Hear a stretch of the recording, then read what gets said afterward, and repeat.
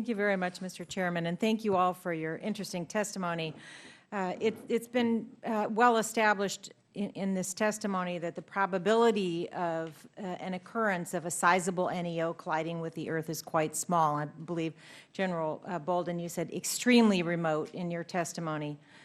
But it's also clear that the consequences could be enormous. For example, a strike, depending on the size of an asteroid, could bring a cloud of dust rivaling the most powerful volcanic explosion, or depending on where it hits, could cause an enormous tsunami that would flood and destroy coastal regions.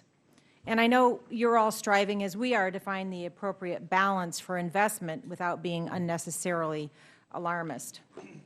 In the district, back to where it hits, in the district I represent in Oregon, it's a significant threat of a tsunami, especially from earthquakes. That's a very real. Response preparedness is already a priority issue for my constituents. In fact, when I was in the legislature, we passed a bill that required the state to plan for the impacts of a 9.0 magnitude earthquake and a resulting tsunami, which scientists had determined will occur at some point in the future. So it's not planning for if, it's planning for when. And the state just released its resilience plan, which was partially funded through a FEMA grant in February.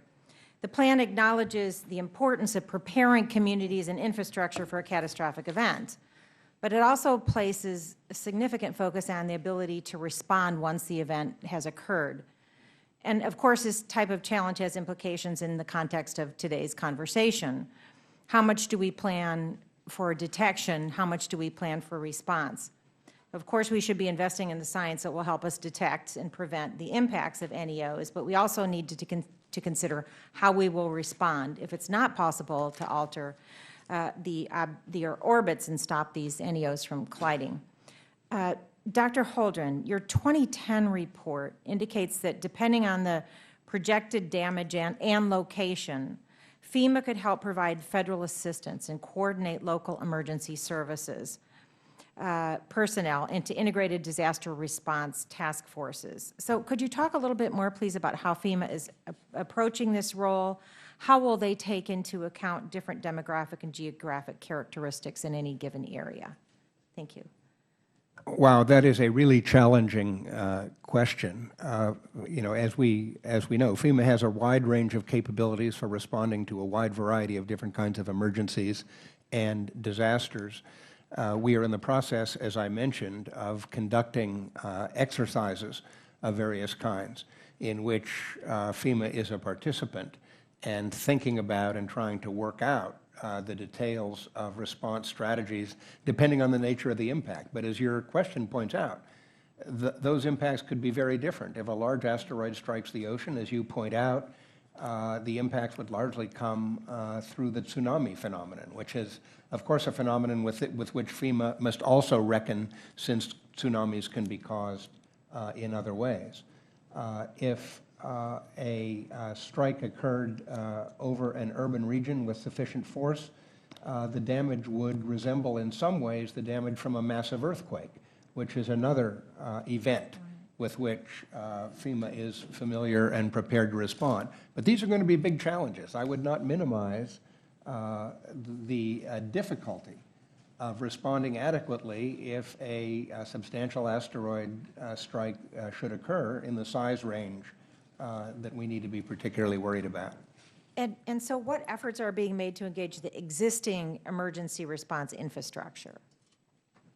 Well, as I say, we are actually exercising those with tabletop exercises and with larger scale exercises in which the various agencies go through a simulated event of this kind. And those kinds of exercises are really the best way we have, when combined with analytical tools, to figure out how to bring our capabilities effectively to bear. Thank you very much. And either General Bolden or General Shelton, do you have any comments about finding that balance between preparing for detection and preparing for how we respond? Congresswoman, I would just echo what you said. You hit the right word, and that's balance. You know, we could come out of this hearing and decide that we want to really pour money into NEO detection and characterization, and that would not be the right thing to do, because there has to be a balance. My recommendation would be The president's budget from 2013, I think, was pretty good. And we have a plan that Dr. Holdren talked about, but it depends on the passage of that budget.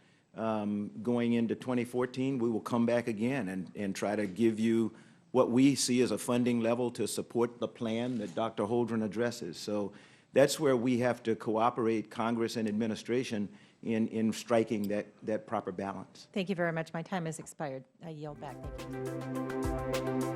Thank you.